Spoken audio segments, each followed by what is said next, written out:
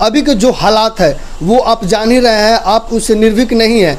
मैं आपको बता दूं कि अभी वर्तमान में रूस और यूक्रेन के बीच जो है युद्ध छिड़ चुका है और ऐसा हालात हो चुका है कि तीसरा विश्व युद्ध जो है वो जल्द ही आरंभ हो जाएगा और परमाणु बम भी गिरने पे आफत आ चुकी है। साथ ही साथ आपको मैं ये बता दूं कि यूक्रेन और रूस में भारत के बहुत सारे ऐसे छात्र हैं जो फंसे हुए हैं, मजबूर हैं, उनको फ्लाइट नहीं मिल पा रही है, उनको कोई सुविधा नहीं मिल पा रहा है कि वो भारत आए। इसी बीच में हमारे इस रसकौल के एक छात्र हैं जो यूक्रेन में पढ़ाई करते थे और जो है वापस सकुशल यहाँ पे आ गए हैं।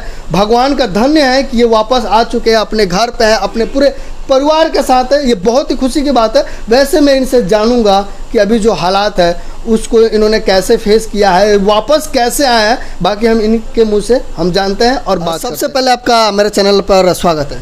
जी नमस्ते। मैं आपसे जानना चाहता हूं कि आपका नाम क्या है और आप यूक्रेन में कहां पे जो आप रहते थे? मेरा नाम शुभम है, मैं यूक्रेन में कीव में रहता था। आप वहां पे कौन सी कोर्स की जो है तैयारी करते थे? मेडिकल में था मैं, सेकेंड ईयर में। सेकेंड ईयर में। आप हमें बताइए जब आप वहां पे थे तो वहां की स्थिति कैसी थी? उस टाइम अभी लाइक वॉर सिचुएशन थी उस टाइम। जब हमें एडवाइजरी आई थी इंडियन गवर्नमेंट को 15th के बाद, तो उसके बाद फ़्लाइट्स लाइक बहुत महंगी हो गई थी।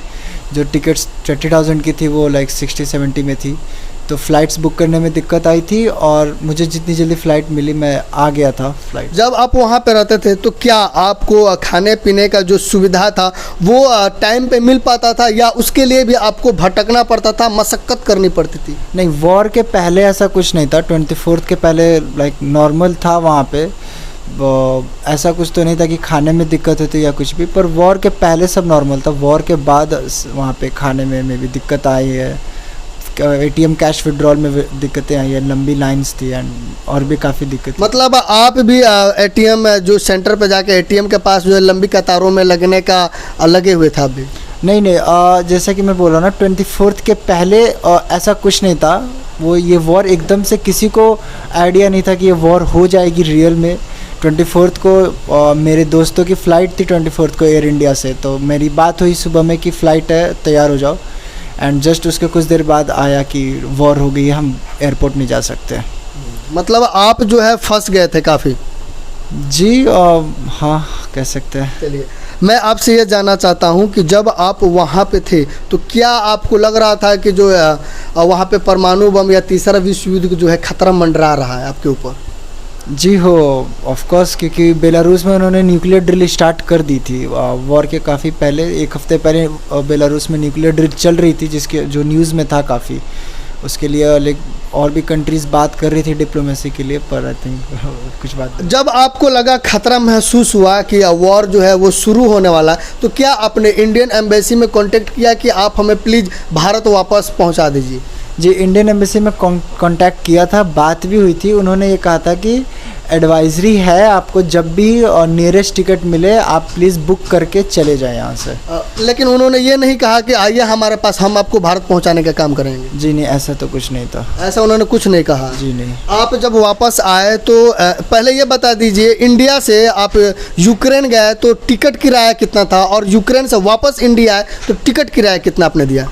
लास्ट टाइम मैं अगस्त में गया था वापस छुट्टियों के बाद, तो उस टाइम टिकट 25,000 की थी, और अभी मैं जब वहाँ से आया हूँ तो मैंने 65,000 पे कराया वापस आने के लिए। मतलब आप समझ लीजिए, जब ये वॉर से पहले हिंदुस्तान से यूक्रेन गए थे तो मात्र 20 से 25 हज़ार में ही इन्होंने टिकट लिया, लेकिन जब ये वापस आए तो इनको 60 से 65 हज़ार की मोटी रकम जो है वो फ्लाइट के लिए देना पड़ा। इतना महंगा इन्होंने टिकट खरीद कर वापस आए हैं। वैसे चलिए, गहमत रही कि आप वापस आ गए हैं। आप इसके लिए किनको मतलब कि आप क्रेडिट देना चाहते हैं?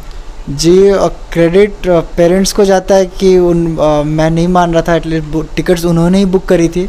एंड कहीं ना कहीं एम्बेसी भी एडवाइजरी जारी करने के बाद सब अलर्ट हो गए थे। एम्बेसी ने एडवाइजरी जारी करी थी इसके चलते, जिसके चलते सब अलर्ट हो गए। तो जिसको जैसे अपने कंफर्ट के हिसाब से टिकट मिल रही थी वो बुक करके जा रहे थे।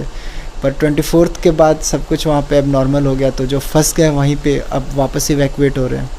ये हमको थोड़ा सा बताइए, वहाँ पे आपके साथ जो दोस्त फंसे हुए थे या अभी हैं, उनकी हालात क्या होगी? क्या कोई ऐसा दोस्त है जो वहाँ पे फंसा हुआ हो और उसको लेके आपके अंदर बहुत खलबली है, आप बहुत ज़्यादा दुखी हैं कि मैं तो आ गया लेकिन वो फंसा रह गया?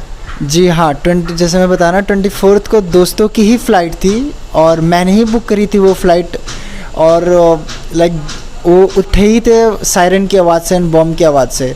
तो फ़िलहाल तो अभी वो सेफली परसों वो बुडापेस्ट आ गए थे, पर उससे पहले लाइक बहुत ख़राब सिचुएशन था। बंकर्स में रहना पड़ता था और वहाँ पे ठंडी बहुत ज़्यादा होती है, -2 में। आप इमेजिन करो कि बाहर खड़ा रहना या इवन बंकर में रात भर सोना बहुत मुश्किल होता होगा। एंड खाना अपना बचा के रखना है, पानी बचा के रखना है। तो हम भी चिंतित थे, दोस्तों को फ़िक्र थी, वो हमारे साथ रहते हैं। तो आपके कोई ऐसा फ्रेंड है जो अभी भी वहाँ फंसा हुआ और जिससे आपकी बात जो है अभी फ़िलहाल हो रही हो और वो काफ़ी मतलब मशक्क़त कर रहा हो, काफ़ी दुखी हो और यूँ समझिए कि उसके जान पे बनाई हो, ऐसा कोई फ्रेंड अभी है आपका? नहीं, मेरे जितने नोन थे 4 से 5 लोग, वो अभी तो सेफली बुडापेस्ट में हैं। तो आई डोंट थिंक कि मुझे नहीं पता वहाँ पे और कितने लोग फंसे हुए हैं, पर मेरे जितने नोन थे वो सेफली तो अभी बुडापेस्ट आ गए हैं। एंड आई थिंक कल एक ही फ़्लाइट भी थी इंडिया की, तो वो कल इंडिया आ गई है। मैं आपसे आगे जानना चाहता हूं कि अभी रूस और यूक्रेन के बीच में जो बवाल हुआ है या अभी जो स्थिति है, क्या आपको लग रहा है कि तीसरा विश्व युद्ध जो है वो हो सकता है? कुछ कह नहीं सकते, अब 2 कंट्रीज़ पे डिपेंड करती है। मे भी हो जाए, मे भी ना भी हो। आई विश कि ना हो, सब बहुत बड़ी बात है ये न्यूक्लियर युद्ध, तो आई विश ना हो ये। आखिर ये बताइए कि भारत के स्टूडेंट जो है वो यूक्रेन में जाकर पढ़ने पर विवश हो गए हैं, इसके पीछे कारण क्या है? कारण ये है कि इंडिया में लाइक जिनका नीट में गवर्नमेंट कॉलेजेस नहीं मिलती है, वो सब कोई प्राइवेट कॉलेजेस अफोर्ड नहीं कर सकते। यहाँ पे प्राइवेट कॉलेजेस के expense according to my score वो 1 करोड़ के अबव थी। हम 1 करोड़ के ऊपर नहीं अफोर्ड कर सकते, इसीलिए, जो कि यूक्रेन में अराउंड 40 लाख में आप पढ़ लोगे वहाँ पे। इसलिए एजुकेशन भी वहाँ पे ठीक है, डिग्री को रिकग्नाइज़ किया जाता है ऑल ओवर द वर्ल्ड। इसलिए हम वहाँ पे यूक्रेन पे जाके पढ़ते हैं, क्योंकि वो हमें कंपैरेटिवली चीपर लगता है इंडिया के प्राइवेट कॉलेज से। यहाँ पे 1 करोड़ देना like it not a small thing, जबकि वहाँ पे हम 40 लाख में पढ़ लेते हैं। तो मतलब कि इंडिया में जो एजुकेशन की पॉलिसी है वो काफ़ी महंगा है और यूक्रेन में भी सस्ता है? जी हाँ, वहाँ पे सस्ता है। तो क्या आपको लगता है कि अगर वहीं जो यहाँ के मतलब कि MBA या PhD या जो भी हो, डॉक्टरेट की जो भी पढ़ाई है, उसकी अगर एजुकेशन की जो पॉलिसी है या उसका जो भी पेमेंट है उसको कम किया जाए, तो क्या यूक्रेन और विदेश में छात्र जाके पढ़ सकते हैं या भारत में पढ़ेंगे? जी ऑफ कोर्स भारत में पढ़ेंगे। किसी को अपना कंट्री छोड़ना अच्छा नहीं लगता। इवन हम तरसते हैं कि हम कब वापस घर आएँ, अपना घर का खाना खाएं, इंडियन फूड खाएं, जो कि वहाँ पे नहीं मिलता। तो अगर यहाँ पे एजुकेशन पॉलिसी सुधरती है तो बहुत अच्छी, यहाँ पे बहुत अच्छा बात होगा ये। लाइक सबके लिए गुड न्यूज़ होगा। इवन जो नए किसी के लिए भी ये गुड न्यूज़ होगा कि एजुकेशन सिस्टम और बेटर होती है इंडिया की, तो सबके लिए गुड न्यूज़ होगा ये।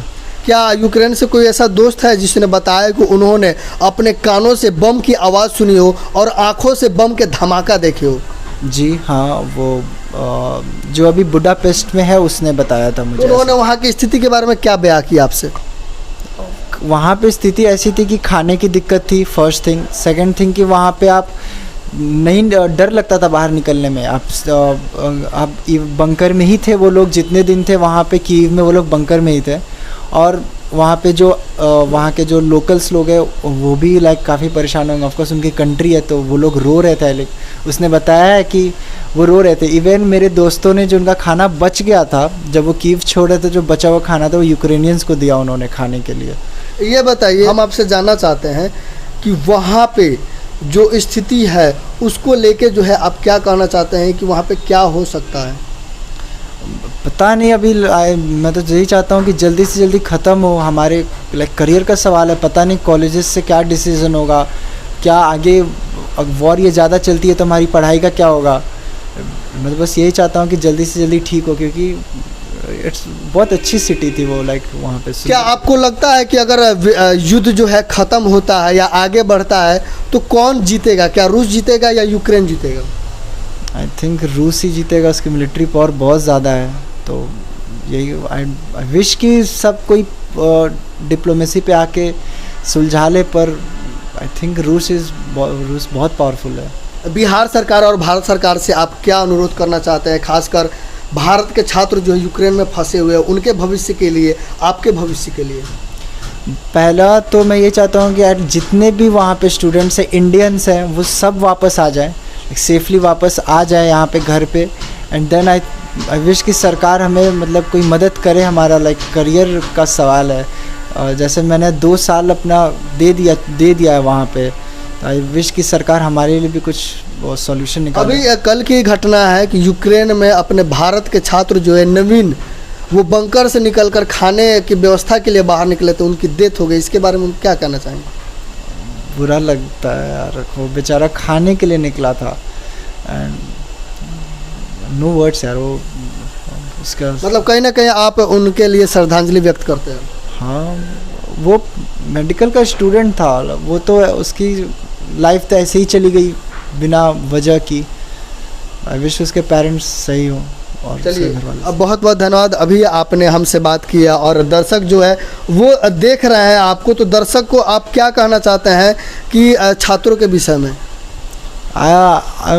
आप लोग सब प्रे करो कि सब वापस आ जाएं safely. First most primary thing तो यही है कि सब सेफली वापस आ जाएं। एंड मैं यही सोच रहा हूँ कि सब पहले वापस आ जाए, देन आगे का देखा जाएगा क्या होगा हमारे साथ। चलिए, हमारे चैनल पर समय देने के लिए आपका बहुत बहुत धन्यवाद। Thank you. तो अभी हमारे साथ बात कर रहे थे जिन्होंने कहा है कि यूक्रेन में स्थिति काफ़ी भयानक है, वहाँ पे छात्र जो है फंसे हुए बंकरों में रहने पे मजबूर है। इनके बहुत से ऐसे छात्र जो है यूक्रेन से बुडापेस्ट आ चुके हैं, लेकिन ऐसा अभी तक कोई सूचना नहीं मिली है कि वो भारत आए हैं या नहीं आए हैं, अभी वो कहाँ पे हैं। अब आप खुद सोच लीजिए कि भारत के स्टूडेंट जो है वो कब तक भारत वापस आएंगे, क्योंकि सारे के सारे जो छात्र हैं वो यूक्रेन में फंसे हुए हैं, बंकरों के अंदर जो है रह रहे हैं, खाने पीने की सुविधा जो है उनको नहीं मिल रही है। आप खुद हमें कमेंट करके जरूर बताइए कि आपके रिलेटिव, आपके भाई बहन कौन सा है जो यूक्रेन में फंसा हुआ है, क्या नाम है, क्या पता है। जरूर हमारे चैनल के माध्यम से आवाज़ उठाई जाएगी, सरकार के पास जो है संदेश दिया जाएगा। आप कमेंट करके जरूर हमें बताइएगा। बाकी हमारी वीडियो आपको देखकर कैसी लगी कमेंट करके जरूर हमें बताइएगा। कैमरामैन भैया जी के साथ मैं सुनील कविराज और आप देख रहे हैं Indian times news. Thank you.